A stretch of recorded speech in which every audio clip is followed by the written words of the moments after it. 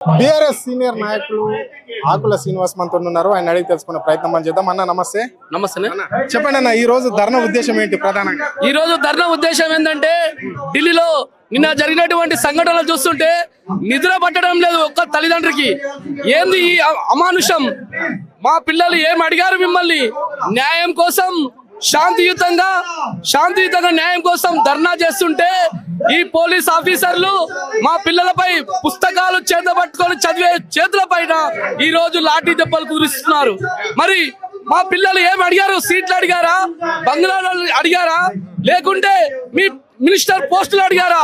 మేము చదువుకున్న విద్యకు ఎంతో కష్టపడి 3 సంవత్సరాలు విద్యతో పోటీపడి చదువుకొని ఈ రోజు మీరు అమ్మకానికి పెట్టి 30 లక్షల 50 లక్షలకు ఒక్కొక్క పేపర్ అమ్ముకొని మీరు వాట్సాప్ లో చక్కర్లు కొడుతుంటే మా పిల్లలు చదువుకొని ఈ రోజు వాళ్ళ భవిష్యత్తు ప్రణంగా పెట్టి శాంతియుతంగా నిరసన వ్యక్తం చేస్తుంటే ఈ బీజేపీ ప్రభుత్వం, ఈ మోడీ ప్రభుత్వం, ఈ లంగా ప్రభుత్వం మా పిల్లల పైన లాఠీ చార్జీలు చేసి వారిని గుసగల్పి ఈ రోజు ఈ ప్రజానికం అంతా ఇక్కడికి ఎందుకు వచ్చింది? మా పిల్లల భవిష్యత్తును నాశనం చేస్తున్న బీజేపీ పార్టీని బొంద పెట్టడానికే ఈ రోజు తరలి వస్తున్న యువత గొంతు నొక్కే ప్రయత్నం చేస్తే, ఒక్క విద్యార్థిని మీరు గొంతు నొక్కే ప్రయత్నం చేస్తే 100 విద్యార్థులు బయటకు వస్తారని తెలియజేస్తున్నాం. అక్కడ జంతర్ మంతర్ దగ్గర ధర్నా చేసిన విద్యార్థులు కాదు, నిరుద్యోగులు కాదు, అంత బయట వాళ్ళే, ఇతర దేశాల వాళ్ళే అని చెప్పేసి కూడా బీజేపీ నాయకులు చెప్తున్నారు. కేవలం ముస్లిం అండ్ హిందూ అని చెప్పేసి కూడా ఆ తత్వాన్ని తీసుకొస్తున్నారు. దీన్ని ఎట్లా చూస్తారు? ఇది ప్రజాస్వామ్య దేశం. ఈ దేశంలో అన్ని మతాలకు, కులాలకు మరియు ప్రాంతాలకు అతీతంగా ఈ రోజు భారతదేశం మన రాజ్యాంగం అంబేద్కర్ గారు రచించిన రాజ్యాంగంలో అందరూ హక్కుల కోసం, న్యాయం కోసం కొట్లాడడానికి వచ్చారు. కానీ మీరు బీజేపీ మతోన్మాద పార్టీ అయినటువంటి బీజేపీ పార్టీ ఈ రోజు మతం చిచ్చు పెట్టడానికి, మరో మార్గం తప్పించుకోవడానికి బీజేపీ ప్రభుత్వం ఆడుతున్న దొంగ నాటకం ఇది. ఈ అన్ని నాటకాలను బయట పెడతాం.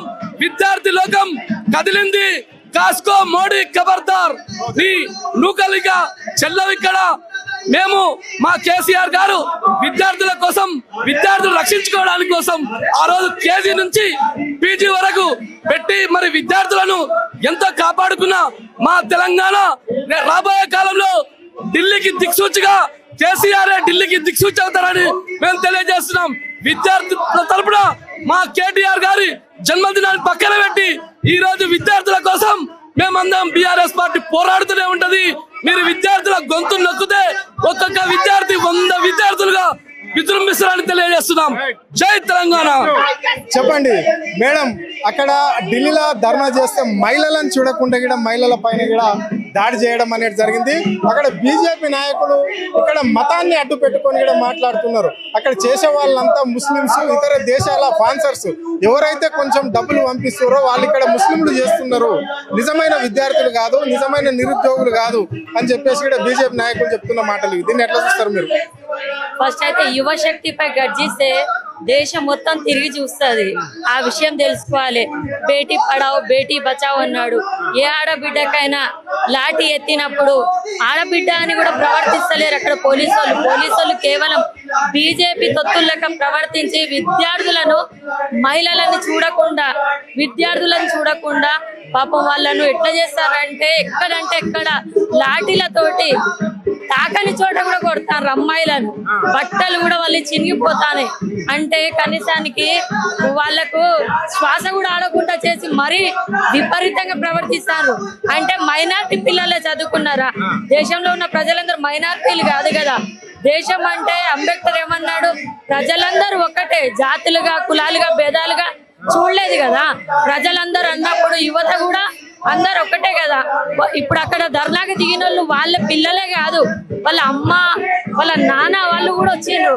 ఎంతో కష్టపడి చదువుకొని వాళ్ళు ప్రిపేర్ అయ్యి ఎగ్జామ్ రాస్తే పైసలతోటి పేపర్లు అమ్ముకుంటే వాళ్ళు ఏం చేస్తారు? ఒక ఉద్యోగం వస్తే ఇంటిని పోషిస్తాడు కొడుకు బిడ్డ అనుకొని వాళ్ళు పాపం రాపిస్తే ఆ పరీక్షను కూడా పాపం వాళ్ళు అట్లా చేసారు. చేసినప్పుడు వాళ్ళు న్యాయంగా అడుగుతాండ్రు కదా, మాకు న్యాయం చేయండి, ఎవరైతే విద్యాశాఖ మంత్రి ఉన్నారో వాళ్ళను దించేయండి పొజిషన్ నుంచి అనేసి చేయొచ్చు కదా. అది పక్కన పెట్టుకొని మోడీ గారు కేవలం రాష్ట్ర ప్రజల మీద కాదు, దేశ ప్రజల మీద కూడా ఆయనకున్నంత చెడు ఉద్దేశం కానీ మంచి చేద్దామని ఎప్పుడు అనుకోలేదు, చేయడు కూడా. ప్రతిపక్ష నేత అయిన రాహుల్ గాంధీ పైన కూడా దాడి జరిగింది, దీన్ని ఎట్లా చూస్తారు మీరు ఈ అంశంలో?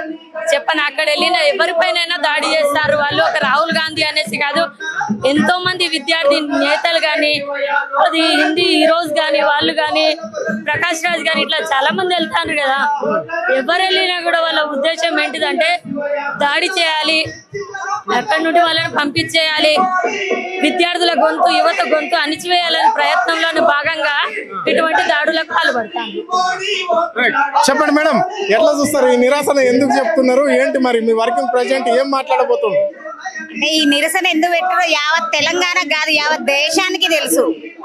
పిల్లలు ఎంత అరిగోస పడుతున్నారు అనేది. చదువురాని సన్నాసి దేశాన్ని వెళ్తున్నాడు, ఇంకో చదువురాని సన్నాసి రాష్ట్రాన్ని వెళ్తుండు.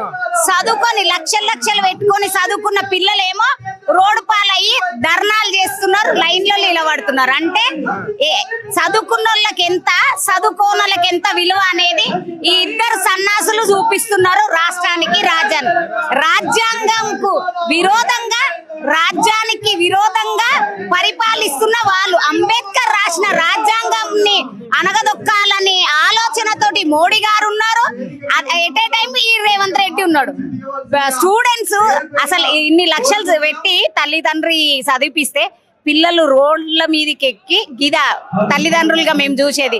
ఇంకోటి ఏంటంటే మోడీ గారితో ఏం ఎక్స్పెక్ట్ చేసేది లేదు. ఎందుకు ఎక్స్పెక్ట్ చెయ్యొద్దంటే ఆయనకు తల్లి విలువ తెలియదు. తల్లి విలువ ఎందుకు తెలియదు అంటే ఆయననే చెప్పిన స్టేట్మెంట్, తల్లి బంగారం తీసుకొని దొంగతనం చేసి వెళ్ళిపోయినా అని చెప్పి, అంటే ఒక దొంగకు దేశాన్ని అప్పచెప్పినాం. ఇంకోటి ఏంటంటే ఒక పిల్లల విలువ తెలియదు. ఎందుకంటే పిల్లలను కంటే కదా పిల్లల విలువ తెలుస్తుంది, పిల్లలను పెంచితే కదా పిల్లల విలువ తెలుస్తుంది. తల్లిదండ్రి బాధ కష్టపడి కన్నీళ్లు మూట కట్టుకొని కడుపు కట్టుకొని పిల్లలను చదివిపించి ఈ స్థాయికి తెస్తే గీడనా మా పిల్లలను నిలబెట్టేది? ఇదా దేశము నువ్వు బాగు చేసేది? ఇదా రాజ్యాంగము? మోడీ గారు మీరు నిజంగా అర్హులు కాదు, అసలు ఆయన విద్యాశాఖ మంత్రి కాదు. మీరు రిజైన్ చేయండి, దేశం బాగుపడుతుంది. ఇప్పుడు మా పిల్లలనేమో టెర్రరిస్టులని అంత అమానుషంగా 20 తారీఖు జంతర్ మంతర్ దగ్గర అంతగానం కొట్టిపించినావు. అంటే నీకు రాష్ట్రాన్ని, దేశాన్ని పరిపాలించడం చేతనైతలేదు, కానీ నువ్వు దేశాన్ని పరిపాలిస్తున్నావు. మా పిల్లలు చదువుకొని ఒక స్థాయికి వచ్చిన పిల్లలనేమో టెర్రరిస్టులు అంటున్నావు. ఇదా కాంగ్రెస్ ప్రధాన నాయకుని పైన రాహుల్ గాంధీ పైన కూడా దాడి జరగడం జరిగింది ఈ నిరాశనలో. సో మరి ఇక్కడ ఉన్న 3-4 ముఖ్యమంత్రులు కాంగ్రెస్ కి సంబంధించిన వాళ్ళు రాహుల్ గాంధీ దగ్గర నిరాశన తెలిపితే ఈ తెలంగాణ ముఖ్యమంత్రి కొడంగల్లో నిరాశన తెలపడానికి ప్రధాన కారణం ఏంటి? ఇగో ఆ మూతి లేదు ముక్కు లేనోడు మన రేవంత్ రెడ్డి. ఆ తెలియదు చదువుకున్న ఇప్పుడు రాహుల్ గాంధీకి ఆడ నిరసన తెలుపుతుంటే ఆడ అపోజిషన్ గా పోయిండు, ఆడ నిరసన తెలిపితే అరెస్ట్ చేసిరు. సరే ఈడ నువ్వు చేస్తలేవా? నువ్వు ఈడ దాడి చేసినావు అంటే నువ్వు చేపియలేవా? ఈడ 2 లక్షల ఉద్యోగాలని చెప్పి ఆ ఉసురు ఎక్కడ పోతుంది ఆడ కంపల్సరీ కర్మ రిటర్న్ బ్యాక్ అనేది మా పిల్లల ఉసురు అనేది రాహుల్ గాంధీకి తలిగింది. ఇంకోటి ఏంటంటే ఈ రాష్ట్ర ముఖ్యమంత్రి నువ్వు ఏడుండి చేయాలి, నువ్వు ఎవరికి సపోర్ట్ చేయాలి, నీకు ముఖం లేకపాయే. నువ్వు తట్టడి బిట్టడు మాట్లాడేటోనివి, నీకు ఏ అంటే తెలియదు, జెడ్ అంటే తెలియదు. అసోంటోనికి నీకు రాష్ట్రాన్ని అప్పచెప్పిండ్రు, నీకు ఏడ పిల్లల మధ్యలో చేయాలా నిరసన, నీకు ఏడనో చేయాలి. కొడంగల్ ఏంటంటే మొత్తం పోతుంది, ఇంకా ఆ ఉన్న ఉనికిడు కూడా పోతుందని పోయి ఆడ చేసిండు. ఇంకోటి మీరు మొన్న చూసినట్టయితే ఇప్పుడు సెంట్రల్ లో బీజేపీ ఉంది, స్టేట్ లో కాంగ్రెస్ ఉంది. రాహుల్ గాంధీకి ఆడ జంతర్ మంతర్ దగ్గర జరిగింది. మన బల్పు వెంకట్ ఇదే అశోక్ నగర్ చౌరస్తా కాడ చెప్పినవేం ముచ్చటరా? మొన్న నువ్వు ఎవరికి నువ్వు సపోర్ట్ చేస్తున్నావు? ఆ రౌడీల్లాగా చిల్లర్ నా కొడుకుల్లాగా ఏంది ఆ వ్యాన్ల మీదకి ఎక్కి మరి ఆ చిల్లర్గా ఎంత చిల్లర్గా అంటే అంత చిల్లర్గా ఎంత అసలు రాళ్ళు విసురుకోవడం చేయరు. అందులో ఒక గాయపడ్డ మీ మీడియా మిత్రుడు ప్రవీణ్ కి ఇట్లా రక్తం గారుతుంది, ఎవడన్నా పరామర్శించిండా, ఎవడన్నా బిడ్డను ఆదుకున్నాడు అంటే వీళ్ళకు చదువుకొని సన్నాసులంతా ఒక తాన చేరి దొంగల ముట్టగా చేరిండ్రు, అంతే తప్పించి ఇంకేం లేదు.